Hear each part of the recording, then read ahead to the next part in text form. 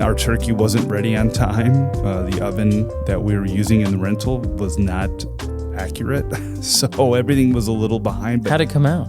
Great. It did still taste good. It still tasted great. How was the broccoli casserole? It did not make it. It did not make it. What? Because there was too many things to make. Go. We did not have it. It's a Thanksgiving miracle. It's a Christmas miracle. It was great because we didn't have it. So we had green beans instead. Just green beans straight up. So good. Hey, well, today we're talking about hope. No, we're not. We're not talking about hope because hope is next week. We're talking about the fact that we are into the Advent season. And you talked about what? Advent. The whole purpose behind the story of the wise men. And today we're going to invite Richy to come in, and he's going to share a little bit about why Advent is so important. And I was really excited to hear, Nick, from you this past Sunday, and then even talk today about that. And I thought you offered some great things. So, hey, by the way, my name is Tim Homa, and welcome to the 61st Minute, a podcast of Community Bible Church. And I'm here with my good friend and co-host, Nick Kerouac. And today is December, and we're excited about it. And I get to do this a few more times with my buddy Nick, and as we get ready for the holiday season. So, man, I hope you enjoy it. I hope you enjoy it. I think it's going to be a good conversation and a great month. Yeah, great month. All right, man. All right. Let's get into it. We are so glad that you're listening to our podcast, but before we continue, we have an announcement to make. On November 3rd, we rolled out our new Live Beyond campaign, encouraging us to live beyond our own capacity in generosity, as well as God's mission for us and our church. In this Live Beyond campaign, we're making some concerted efforts to reach those in our community and make some much-needed upgrades to our East Campus. We've asked all of our staff, our members, and regular attenders to pray, plan, and make a pledge for what they can contribute to this vision. You're not going to want to miss December 15th because that's going to be a big celebration service where we will bring all of our pledges and one-time gifts that morning to Community Bible. For more information on this event, go to communitychurch.com/livebeyond. Again, that is communitychurch.com/livebeyond.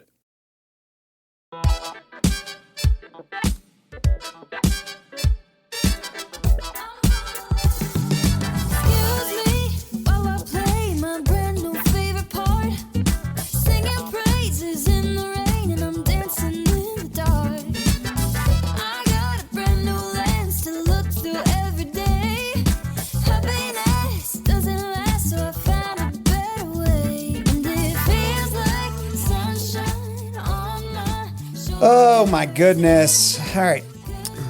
Engage brain. So this morning, we get to have our lead pastor with us, Mr. Richy Fisher. How you doing, Richy? I'm doing great. It's good to have you here today. We are, in the Advent season, and I'm excited. I'm excited for cold weather. I'm excited to be here to talk to my buddy Nick and Richy and just talk Christmas, because this is what it's about, man. We're in it. This is it.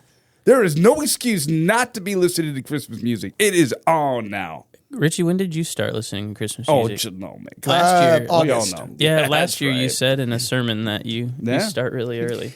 I start getting depressed in late summer because I'm just ready for summer to be over. And my antidote, one of them for that, is I just start listening to Christmas music, knowing that it's coming, and it tides me over. And then I kind of amp it up in September, and then October it's full. It's all on.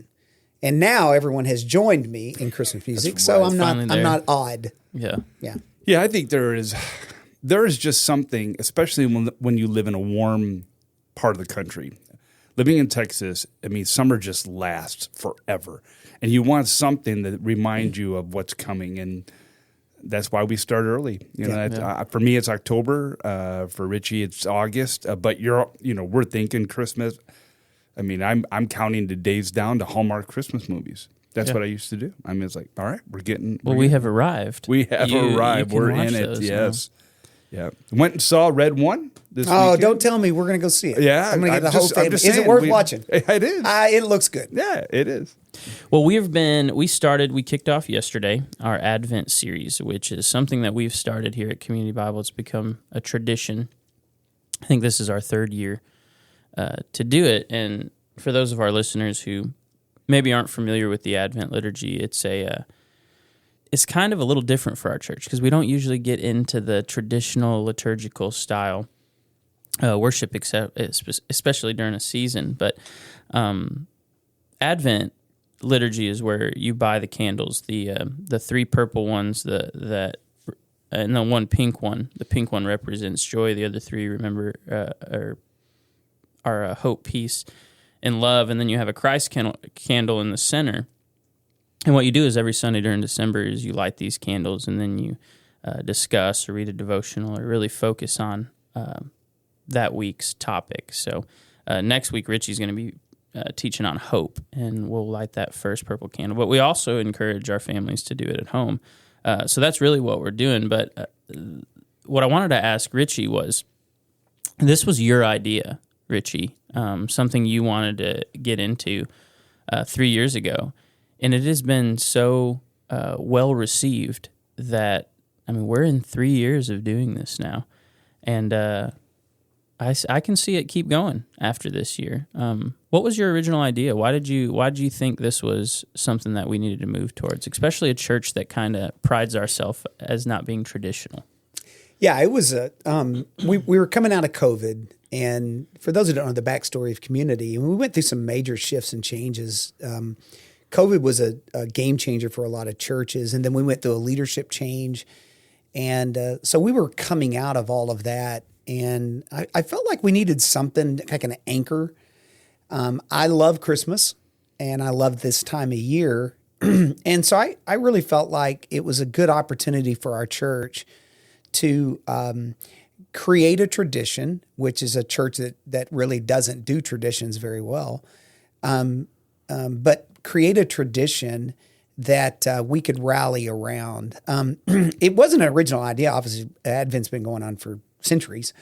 But a pastor buddy of mine in Oklahoma City, they were doing it. And it was a Baptist church and kind of a more traditional Baptist church. They brought Advent in, and I was out hunting with him one day, and he said, man, it's really good for our church to do that. And so I thought, well, maybe we should try it. And so Nick, I went to you and said, let's make it a family thing. Let's not make it a church thing. So let's bring our kids ministry in, and you tell me what would really bless our families. And honestly, it was really just to give our church something to rally around, which I think we needed at the time.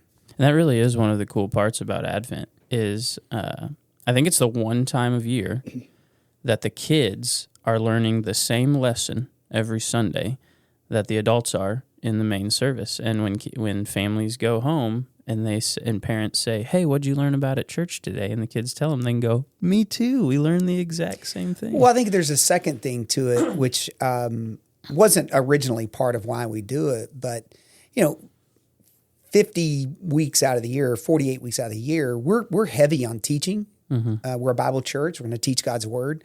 And so a lot of our planning cycle is around what our current series is. Advent kind of flips that a little bit. You're on a kind of a preset path, and you're going to teach on hope, you're going to teach on peace, you're going to love, and you're going to teach on joy. So it kind of moves away from, a teaching format more to this is what we're going to be doing. We know ahead of time we're going to be teaching on hope. We bring the teaching back, so we're not doing 30, 35 minutes of teaching. Mm-hmm. It's more like 20. Or 23. Or 23, like you were yesterday. And which is a harder sermon to write. Yes, very much so. Than a 35 or 1 hour. Yeah. And we're going to do more worship. We're going to do more celebration of Christmas. And so Advent gives us that opportunity where we're shifting away from what we normally are, doing something that's a little less teaching, mm-hmm. and more of worship, more of family interaction. And it's a good rest, I think, for our teaching team. Yeah. Because I knew that I'm going to be teaching on hope, and I've known that for weeks now. Mm-hmm. It's a lot easier to prepare. And the other side of it, too, is you taught on it last year, and you can't, you're not going to get too much off the path of what you've taught the same. When I came on staff over the summer, I saw that Advent was going to be the direction we were going for the Christmas season. I grew up Catholic, and so the Advent wreath was a major part of every Christmas. And as a kid, you get excited because you're looking at the colors of the candle, and you can't wait for pink because you know that's the last one, which is right before Christmas. So the symbolism there of that, the joy of that pink candle was there as a kid, but not until you really grow up and learn Scripture and learn the story of the arrival of Jesus and what he brought into the world. As a kid growing up, I was excited for this because I haven't done an Advent since I was a Catholic kid growing up, and that means 40 plus years. And so just being able to have that symbolism be brought back, but also be able to teach on it and be a part of a church that will do a deep dive into that. And that was exciting. And I think that does it kind of puts a church on a map that says this is an important piece of tradition that we want to keep and preserve as a church moving forward.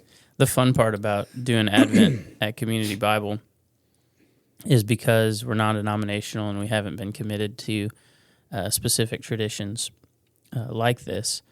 Each Advent year has been a little bit different for us. Like at the end of the day, if we want to go, let's do peace first instead of hope, and we've been able to kind of move it around, but really at the core of it, we're still hitting the main Advent liturgy, which has been, I think, great. It's one of my favorite things. Yeah, Nick, I thought you did a great job launching us into it, looking at the wise men and how they brought gifts, and they were strategic gifts. And one of the questions I wanted to ask you, you did such a great job kind of explaining each gift.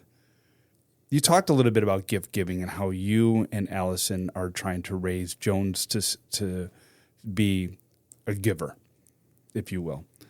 Why is that important to you and Allison? And why is that important for us as a church to look at it from the eyes of the giver versus the receiver? So that's a tough question, because ever since Richy asked me to start writing the Advent series the past 3 years, one thing I've noticed is just how much the world has taken over Christmas. And we were talking with our home group last night, and it's just these traditions are so deeply rooted within our thoughts of what Christmas is supposed to look like, but very, very rarely are those focused on the traditions that we use to glorify God, right? So I asked the question last night. I said, why are we radical if we decide, let's not buy gifts for each other this year? Like, why is that such a radical thing to do? And if you're the family that goes, hey, yeah, we don't spend $3,000 or go into debt to make sure everyone gets a gift this year. And I think that's the point where we got, man, where did we get so far off track? Because the reality is we think, okay, if we get rid of gift giving, then Christmas is ruined. And it's not. It's like, man, can we get to the point where even if you're sitting in your house by yourself, yeah, it might be sad and lonely, but how do we focus this season around the fact that a Messiah has come, was born, and now we patiently await a second arrival, and the fact that we can have hope. We can have peace in our situations that are tough. We can have joy even in the midst of a sad life, and we can have this love of God. And I think when we really do that, it really does. It requires us to break everything down of what our understanding is of Christmas, and then let God rebuild what it's going to look like. And it might look drastically different, but your point was, well, how do we do that with Jones? And that's a good question. This whole Live Beyond thing that we're going through, we were talking about this last night, Allison and I.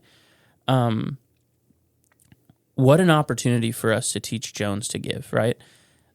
And not just hey, Jones, you have to buy Dad a gift, or hey, Jones, you have to go pick out a gift for Mom. Hey, pick out a toy. We're going to go donate it to kids ministry. And it can't be a toy you don't play with. Like, get something that you're going to feel a little sacrifice behind it. And don't just give it to me. Like, we're going to donate it to a cause that is going to make an impact on people. And man, is there any better gift?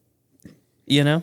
Yeah, gift of being of an example. Yeah. You know, of sacrifice, of thinking of others before yourself. I mean, those are important lessons, and you hope that those are things that you've passed on. You know that I think about where you're at in your stage of life with Jones and how young you are, and Richie and I older, and our kids are grown, and I think there's been, and Richie, maybe you've gone through this too. When I was younger, before I got in the ministry, and Christmas was what it was. It was Santa Claus, but we went to church on Christmas Eve. It was always at midnight mass.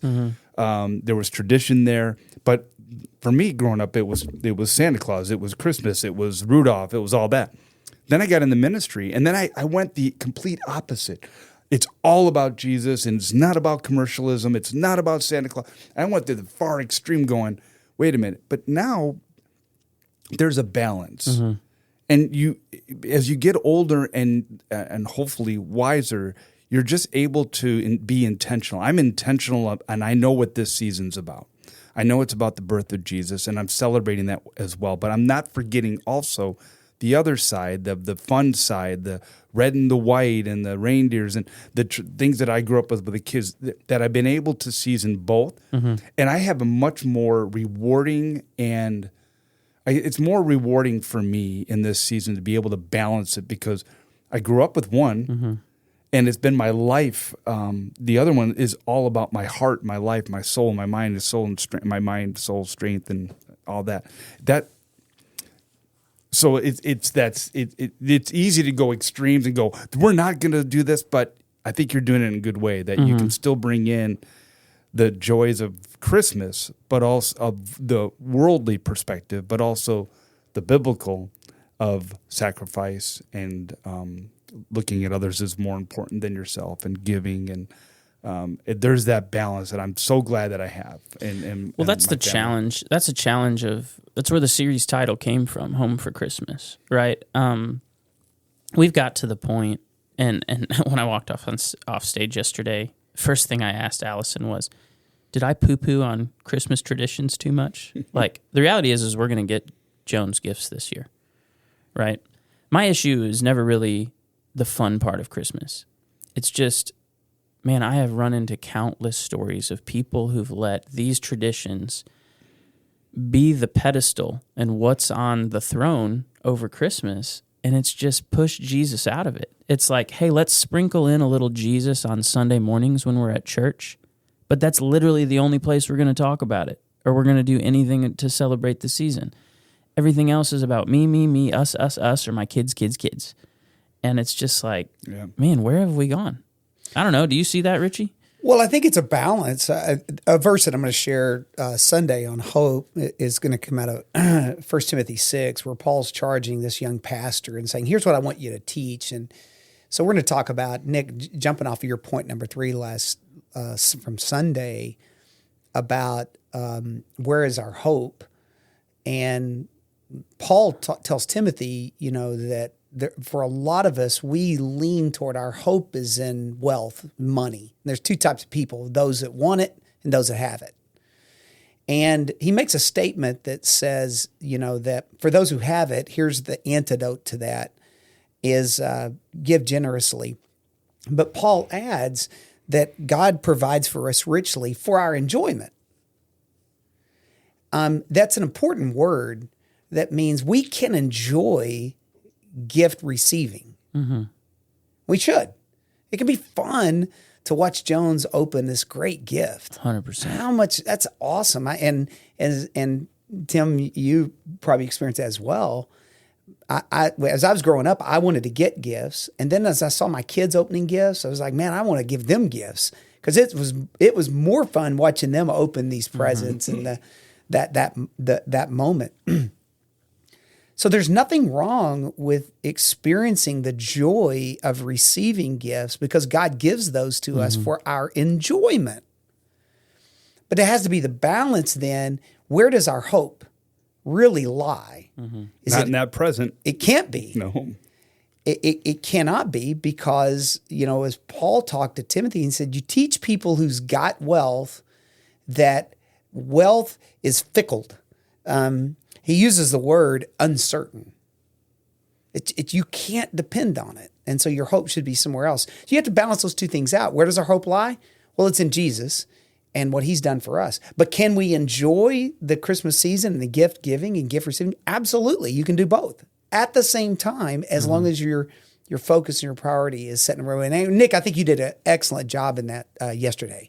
Yeah. Of balancing that tension out of, one of the tensions you had to deal with is our church is raising in phase one, $1.4 million. That seems like it's so much money, and it is a lot of money. And like, yeah, but there's so many needs in the world. Why would we do that? You did a great job of addressing that and saying, and I'll let you speak to this, why wouldn't I want to give to a gift to my church who's investing richly in me, my wife, and my family? Yeah. That's the right thing. Yeah, that was so well said. And that was so well said. Yeah, 100%. I think just like we talked about before the sermon was this, why is there this battle in the back of my mind of this guilt of asking people for money around the holidays? And then, through talking with you and through prayer, I just realized, I'm like, man, that's not from the Holy Spirit. That's from the enemy. Because here's the deal. If my family gets 0 Christmas presents this year and any of the finances that would have went into our gifts, if that went to Live Beyond and it meant this church is going to be pushed forward into the future, that's the greatest gift I could ask for. Mm-hmm. I mean, the local church is God's only mission plan in Scripture. Mm-hmm. And so that iPad or that toy, it's on the shelf in a week. This church, it'll be here for the next 15 years and beyond. Mm-hmm. Why would we not think that's a great gift? Yeah, and the reality is, I don't know how I'm going to say this Sunday. I'm working on it, but we all are rich. If you make above $35,000 combined income in the world, you're in the top 1%. Mm-hmm. So you're rich. In the United States, is in the top 8% in the world of all money coming in. Yeah.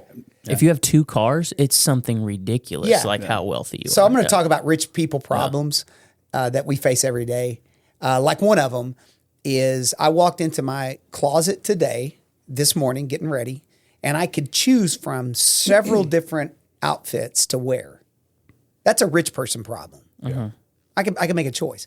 So the point, Nick, is that you don't have to choose, do I give to my church or do I give gifts? Mm-hmm. You get to do both because we are pretty wealthy as a society in the United States, in this church. And so Jones doesn't have to wake up and there's a box and it says, all your gifts went to the church. You get to do both. You get to bless the church, bless your family, bless Jones, and the enjoyment of all of that, and see God then take that and use for his kingdom purpose. Mm-hmm. So, I like what you did. There wasn't a, don't give gifts this year, give all of your gifts to the church because that's the honorable thing. No, that's not it at all. Yeah. Because God has richly blessed all of us. My family gets to do both. Mm-hmm. I get to give to God, especially this season for our church, this Live Beyond, and I still get to give gifts to my family. How cool is that? Mm-hmm. Absolutely. So this Sunday, we continue on in our Advent series, and Richy's going to be bringing a message about hope. And it's just not a message on hope. The whole Sunday service, there's going to be our kids' Christmas performance. We've got a Sunday night event for our entire church. All of our campuses are coming together at the East Campus for a night of worship. There's just some great things happening. But, Nick, why is this season so important? Why dive all in? Why go all in right now? I was in kids ministry for 9 years, right? And what I've loved so much about the Advent season these last 3 years is it offers an opportunity for your kids to really learn what it looks like to worship and glorify God, not just within the walls of the church, but at home. I have a photo that we took it was Jones's second Christmas. So he was born December 11th. So his first Christmas, he was just a tiny little infant. But his very next one we're sitting at our house and we have our Advent candles lit and we're reading our devotional. And Jones, we turn the lights off in our dining room. So literally it's a light in the other room and just the candles that are lighting. And you see Jones just looking up at the flame like in wonder. And it's one of my favorite photos we have. But man, this offers us such an opportunity to turn the volume down on all the chaos we have around the holidays and just really get the closest we can to the moment of, man, in the middle of this chaotic world, a Savior came as a baby. And we really get to focus on the things that matter most. And I think if you don't do it, if you don't dive into it, this Christmas will just blend into every other Christmas like it always has. And man, I can honestly say, every year we do this, it's the best thing we do. We just have to be willing to jump in feet first. Yeah, and it's the season where we'll have the greatest opportunity to invite someone to church to experience that peace, that hope, that joy, that love that may be foreign to them right now, because in the midst of their life, they're living in chaos and craziness, and yet just an invitation. Just an opportunity to give of yourself to someone else and say, hey, come with me to church this week and be a part of what we're doing. And we're living beyond. And so that means on December 15th, we're just a week and a half away from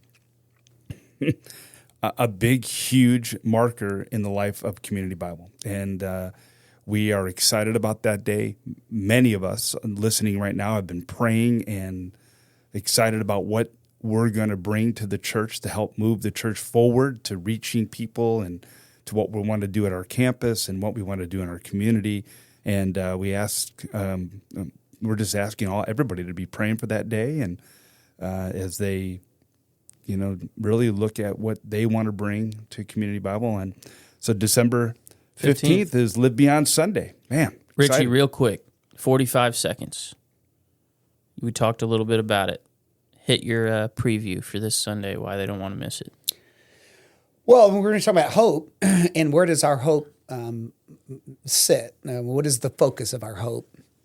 And I really feel compelled to deal with that. Most of us struggle with our hope is in our finances and our money, and I know that it seems opportunistic that we're trying to raise money for our church, but I really think that there's an important piece there because, as Nick shared yesterday, we tend to overindulge over the holidays and give these great gifts, and it's all about the getting the right gift and the pour out money on our kids, and we may be focusing on the wrong thing. And so we're going to talk about what is the antidote to that, and then how can we then place our hope where it needs to be placed.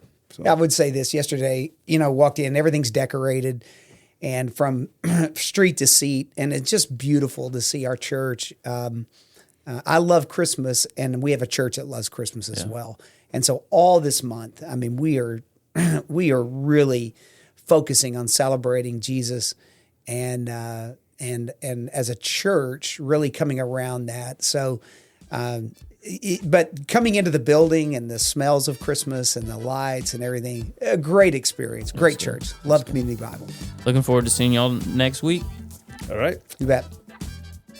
Thank you for listening to the 61st Minute Podcast by Community Bible. Our goal is to release a new podcast every Wednesday reviewing what we discussed during our hour gathering the previous Sunday morning at Community Bible Church. If you don't have a church home, we would love for you to join us on Sundays at 9 o'clock or 10:30 a.m. live at any of our 4 campuses. Also, you can watch online or review Sunday morning sermon at communitychurch.com/messages. Again, that's communitychurch.com/messages. Tune in for next week's episode of the 61st Minute Podcast by Community Bible on main platforms like Spotify, Apple Podcasts, or anywhere you listen to your podcasts.